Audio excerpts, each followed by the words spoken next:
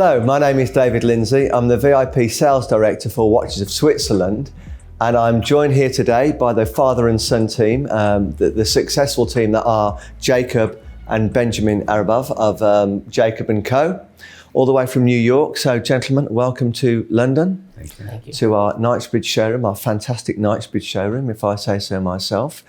We're delighted to be launching your brand in our business. So tell us about the history of Jacob, please. Sure. Benjamin. So the brand started in 1986, about 36 years ago. It started with one vision in mind, the goal to be different. Jacob started on 47th Street in New York. It's a street that has hundreds, if not thousands, of jewelers that have small 10 by 10 booths. And when he started, he was about 20, 21 years old. And there was, at the time, even back then, so much competition. And in order to stand out and be different, he knew he had to create jewelry that was just completely different than everybody else. Mm-hmm. The typical engagement ring or tennis bracelet and stuff like that. So the brand started with the focus of jewelry for the first, say, 14 years. And then it transitioned to watches in early 2000. 2001 was the first launch, yeah. Okay, and the watches. Now, I'm 300 years old, right? Because I can remember selling your watches when they first came into the UK. 5 time zones. The 5 time zones, 5 power cell models, and either with the plain bezel or the diamond bezel, white dial or black dial, which... And colourful. Absolutely. But then there was a bit of a change in dynamic, wasn't there? Because it went quiet after that, and then you've come back with some major complications. So there was a shift, wasn't there? Yeah. When was the shift? And the shift was in 2010. We had the very successful 5 time zone from 2001 all the way to 2009. And when there was financial crisis in 2009, we had the time to think what to do next. And I decided to go to the next level. I said, I'm going to design, because we were so successful with the watches. And we already had some complicated watches made during those years. One was the Quinton 31-day power reserve, which was very successful, and a few others. But the main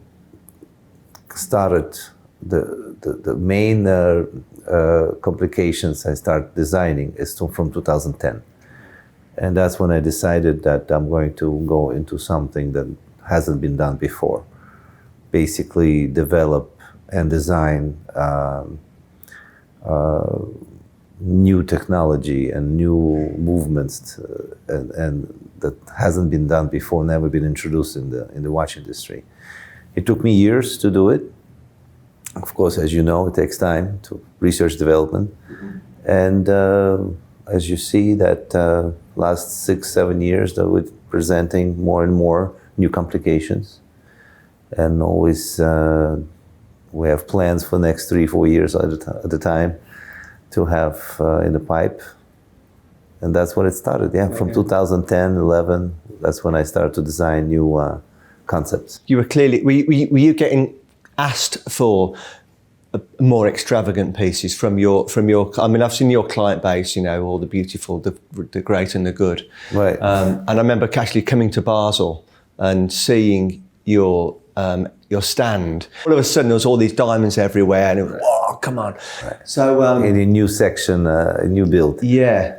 So you were obviously getting people saying to you, you know, it was less requests, but more for him pushing the boundaries of what's possible. Well, okay. Right. So, and that's been the pattern since day one. Creating first jewelry that has never been done before. Then the 5 time zone design that when you look at it from afar, you know that's a Jacob watch. Yeah. And then next was the mission and goal of creating technology with movements that have never been done before. And the benefit, and I think the great thing is that when Jacob designs, he doesn't design as a watchmaker, because he's not a watchmaker. He designs as a designer, and then we figure out how to make it possible. Yeah. I mean, in the industry, I think some of the real standout talking pieces, which our customers have been asking about before you're coming in, are, you know, the Godfather, the oil refinery, and you know, some of these you've got, you know, the viewers are going to be able to see these now that we've got them in Watches of Switzerland, or hopefully. But tell us some of the background behind, you know, behind the thinking of bringing those to the fore. Right. So I'll share the story about The Godfather because that's a personal favorite of mine. Okay. Jacob, as well as myself, we're huge fans of the Godfather movie, how it stands for family, how it stands for family business. And Jacob one day was walking, where was it, Rome? Florence. He was walking one day in Florence, and he was walking by, you know, an old school church, and he heard... No, I went inside the cathedral. Oh, you went inside, yeah. Yeah, and I heard the music of from Godfather inside the church. I said, wow. You know, that gave me idea that day. I said, I'm going to make this inside the watch. You know, I wanted to make a music box. You know, music, basically a watch that would be complicated, plus have the music from the Godfather. And music boxes, I mean, there are only a handful of watches or brands, really, that I know, only one or two, that have music boxes. So it was really special and complicated to create something like that. Yeah. It took 3 years of development. Yeah, 3 years of development. Takes usually 2.5 to 3 years to develop something like that, yeah. Drawing inspiration to do something like that, I mean, if you go to something like the Patek Museum and you see the old, the music boxes in the museum there from like Jacques Dreux back in hundreds of years ago and what have you, do you kind of draw your inspiration from those previous complications? 20 years ago, I saw Opera 1, Opera 2, Opera 3, and they had a classical music on that watch. And that kind of inspired me. So I'm going to make a similar concept, but I'm going to make it much more complicated with a tourbillon, power reserve, and very important to wind it much easier than with the crown because you want to hear the music more often. It takes a lot of energy. So yeah, that was the inspiration. But then I had to make with the double barrels to make the music sound even better. Perfect. So yeah, and the music came in my mind with my favorite movie, one of my favorite movies. And then Scarface as well? Scarface. Then followed with Scarface. Yeah. I think Scarface is less popular, but there are people who also love the movie and production, and Al Pacino. We had to get a special permission from Al Pacino himself. Okay. So, yeah. Does he wear one? No. No, I don't think. Maybe we can start working on that then at Watches of Switzerland. Yeah, maybe. But we are doing something else with him now. We're going to launch this beautiful product that we're designing now, launching this September, October, probably October more than September. It's 50-year anniversary of Godfather this year. I don't know if you know. No. It's 50 years since they made the movie. And they now released also making of Godfather called The Offer. You should all watch it. It's amazing. So this year is 50-year anniversary of Godfather since it's been released, 1972. So I designed a new watch. There's going to be 50-piece limited edition for 50-year anniversary. And we're going to do this big launch in Sicily. Okay. We actually Where else? We actually rented that same house where Michael Corleone was filmed and, during the Sicily, during his stay in Sicily for the first time, after, the first movie. We're going to celebrate it and do a big dinner party right there in that backyard of that house. Oh, sounds like fun. And launch the 50-year anniversary watch. So it's not just obviously the Godfather and Scarface connections. Obviously, I mean, you've signed, can we speak? You've signed Ronaldo to the brand as well this year. Ronaldo, Big launch on that. Yeah, Ronaldo is going to be CR7 watches with him, yes. Perfect. So for that event in Sicily, Al Pacino will come as well. Okay. To celebrate with us. Brilliant. his 50-year anniversary of this movie. Actually, this is the film that made him.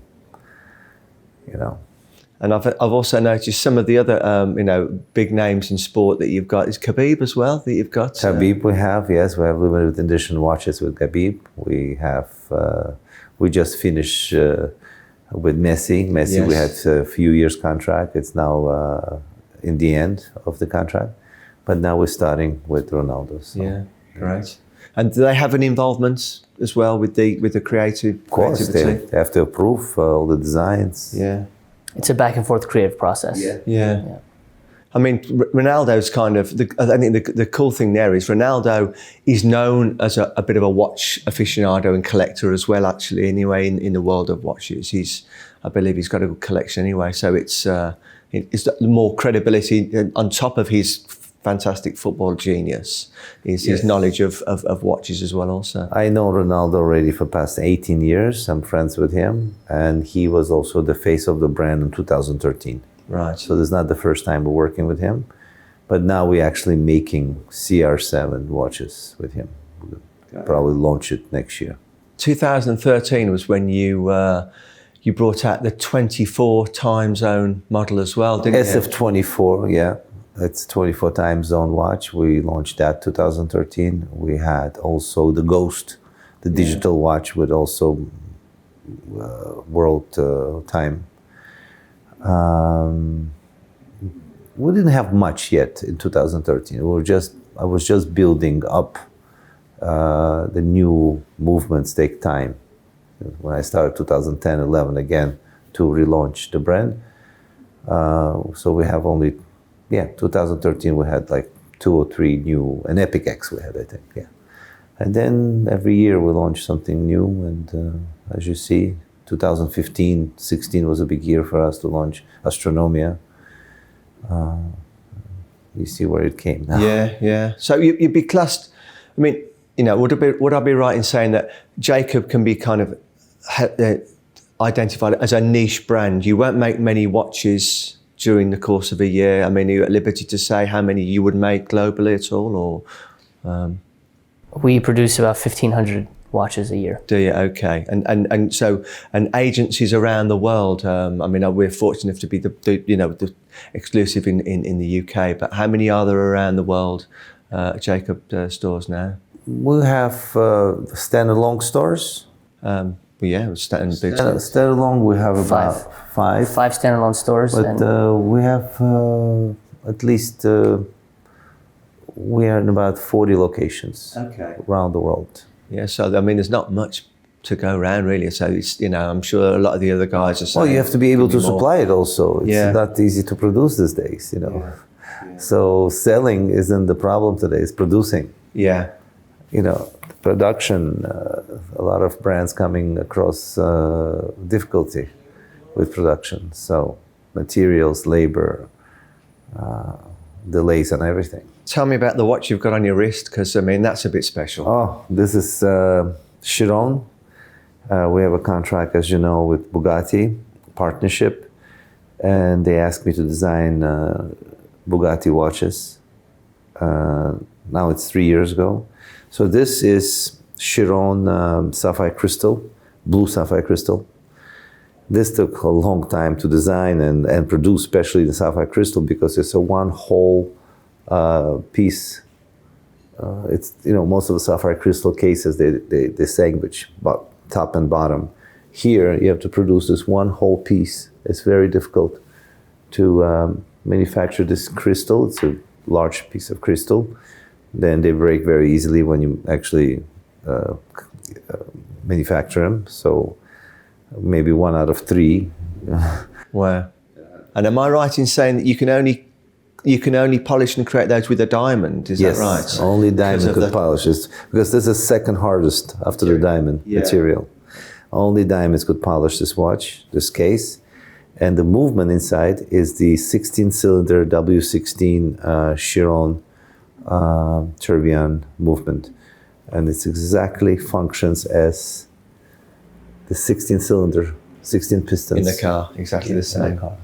Yeah, fantastic. It's a work of art, isn't it? So I mean, from start to finish, we didn't think it would be possible to do, but It's amazing. I mean, it's amazing. You have the turbine cage also here on the 12 o'clock, 45 degree. So from start to finish, how long would something like that take to create? The movement took us a year and a half to make from start to finish, but this case, sapphire crystal cases took some time, yeah. It took like 18 to 20 months to produce the first one. Wow.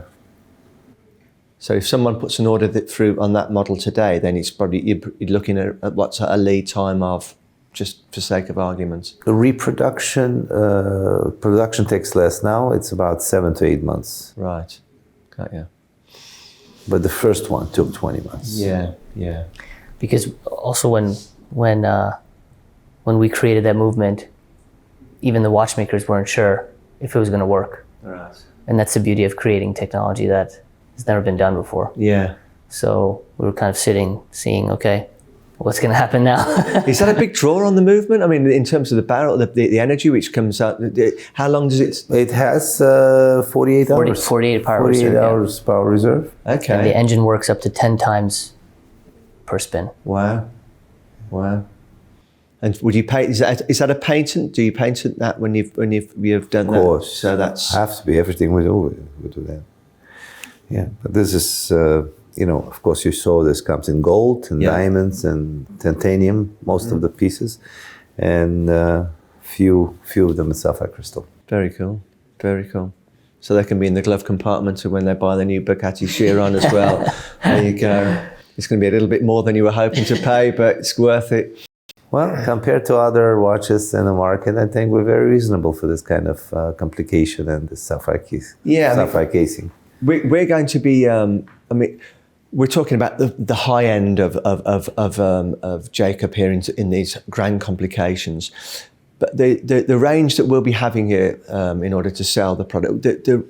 What does the price point come in at? I mean, we're probably talking about dollars, and I can convert it to sterling, but the range comes in at what kind of price? On average. Starting, there's options from 20,000, 50,000, 100,000, all the way up to 7.5 million. 7 million. 7 million. The most expensive watch we have is 7 million Swiss franc, yeah. But the starting point is 20,000. 20,000, yeah. Got you. And the most complicated piece that would that represent the most complicated watch you've done? No, the most complicated piece to me that we have is twin turbo Furies. It's that has 930 components. Right.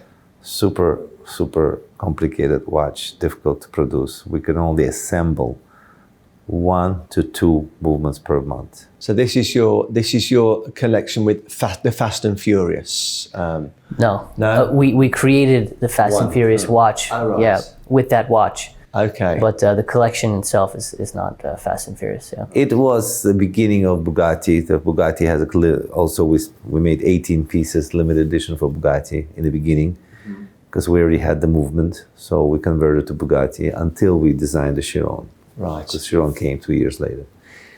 But the second most complicated watch I would say we have is the Astronomy Sky. Yes. The Astronomy Sky, we're very proud of that movement. Where I don't know if you read how the watch is working, but the celestial canopy on the dial. Yeah, there's a 300 on the northern hemisphere. That the speed of that is 1 year. That's what amuses me because to make that this slow and actually be accurate, it's a work of art. Yes. We are blessed to have good watchmakers. And they love what they're doing. They have to love what they're doing to do this kind of work. Got you. They get excited because they're working with Bugatti, they're working with other brands, and with partners with Paramount Pictures, with Bugatti, and so on. And they're good fun as well, aren't they? I mean, we had a training on the new pieces that we're going to be getting, and obviously one of the pieces was the casino watch, which it's just great fun. So, I mean, I'm sure that was from a wild night out in Las Vegas, perhaps, was it? Yeah, you actually could gamble with this watch. Yeah, I mean, I get these ideas. I'm blessed to have the ideas of design, and creations. This is something that I was gifted with. But the Roulette Watch, I always wanted to have something on your wrist that you could press the button and actually have roulette table, mini version of roulette table on your wrist. Yeah. Plus, we added with astronomy on top. That's super complicated to do. And the roulette table, you never have to rewind it, because as you press the button, it works as power reserve. It works as power reserve. It rewinds by itself. Yeah. So. And it's truly amazing to see the beginning of the ideation of pieces. Jacob could be watching a movie or traveling or just resting, and then an idea comes up, and then a year later we see it happen. I mean, being in the car yesterday, I thought of this. I'm making this new watch with the world in it. So, what's happening today in the world? I said, we're going to name it Save the World. Okay. Just as simple as that. Yeah. So that's the new one. Save the world. Yeah. Yeah, we had one of your watchmakers here this week, and he was basically saying, he works so hard whenever he comes over with us. He's in the office first thing in the morning, working late at night, and I'm sure that's over in Switzerland and then back to New York and what have you. He loves it. He loves it. Yeah. How'd you keep going then? I mean, you must be high on adrenaline all the time then with all the creations and the work ethic. When I go to Switzerland, I'm there 1 week out of the month, usually. And I have a great team in Switzerland. They love what they're doing. In Switzerland, as you know, being so many years in business, not easy. They're more laid back. They take their time to do work, and they know value for themselves. In my team, they love what they're doing, and they put extra mile, and they're proud. They are proud what they're doing. So, I'm very happy that I have this kind of team, and when I go there, and I always bring new projects on the table. And one of my employees used to say to me, Jacob, don't we have enough projects? You don't think we have enough projects? And no, not enough. So yeah, they earn the money over there then, do they? I actually have more ideas that I can afford, to be honest with you. Ah, cool. Jacob's the hardest working person I know, but he doesn't consider it work. No, it's a passion, I'm sure. Passion. And for yourself as well. I mean, obviously you've grown up and grown into this, Benjamin. So, from the early age, were you thinking, "Yeah, that's me"? What time did you? How old when you got involved with with So I was involved when I was like 17, 18, 19, and then during school, yeah. Yeah, during school I worked part-time during the summer. Just learn the business, kind of do tasks that people would ask me just to learn. Just to get a grip on the business. And then when I was 19, I had a gut feeling that in order for me to bring value to the family business, I needed to go out, get experience, learn outside the four walls of the family business, and then bring value, true value. So I left at 19. It was the hardest conversation I've ever had with anybody to tell, my father that I'm leaving the family business. And I told him, I might be back in a month, 3 months, a year. It ended up being about 10 years. He built his own business? Yeah, I built my own business in the marketing space. Okay. And the time came about 2 years ago to rejoin the family business with that value, with that expertise. Yes. And it's proven. Experience. Yeah, it's proven value. Yeah. Oh, great. So we're paying for now. Absolutely. And there's a great story which I've heard this before, but there's a great story which I want you to recite as well, again, about the guy that gave you the opportunity back in the day. Am I right about when you were first starting out in 1986? Was there a guy, and you were, forgive me if I'm wrong here, but there's a guy that you've kept on for many years because he gave you the break earlier on, is that right? Oh, Jay is still working for me, actually. Yeah. My son tells the story since 1986, but in reality, I started to work. I had a factory when I was 17 years old. So that was in 1981, 82. And my first only job that I had, I was not even 17 yet. I became a jeweler. I knew I could do this, so I took classes. There was a course for like 5-6 months. So just to know how to use the jewelry, tools and torch and gas and oxygen. And I graduated like in 4 months, I remember, and they sent me for work. I quit school because I needed money. So I came to work in this place, and Jay Album, who's here actually, is going to be with us tonight, was one of the salespeople. He was 21, 22 years old at the time, good looking, dressed well, and he was selling to all the department stores for the company and taking big orders. And me working as a jeweler, I'm making $125 a week. I'm looking at myself thinking, how many years will it take me to make it? When this guy's sitting there for 10 years, 20 years in this factory, just 50 jewelers in this one factory. And I'm one of them, and I'm asking them, how much, can you grow here? So, yeah, in 20 years, you'll make $500 a week. I said, I can't make this the way. It's impossible for me to do what I wanted to do and support my family. So I asked my boss, I said, can I design? Can I make new jewelry? And design back then was not just drawing. It's taking actual gold and make new pieces of jewelry, right?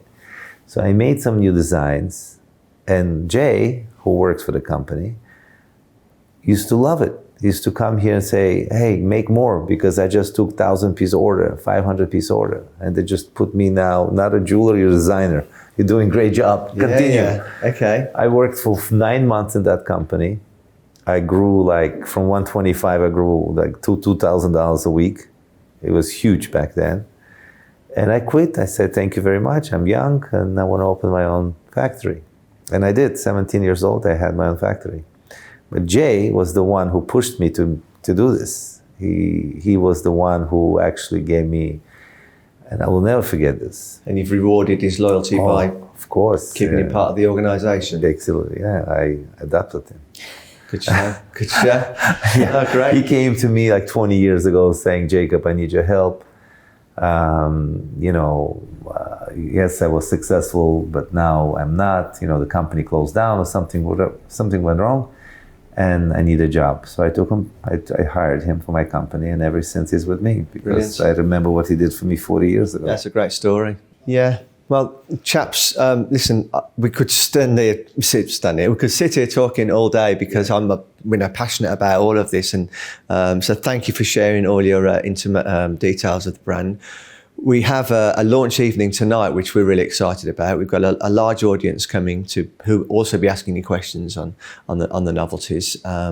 So we look forward to that, and we look forward to working with you going forward as well. So thank you very much indeed for your time, and look forward to working with you going forward. Benjamin, thank you. Thanks, Jacob. Cheers.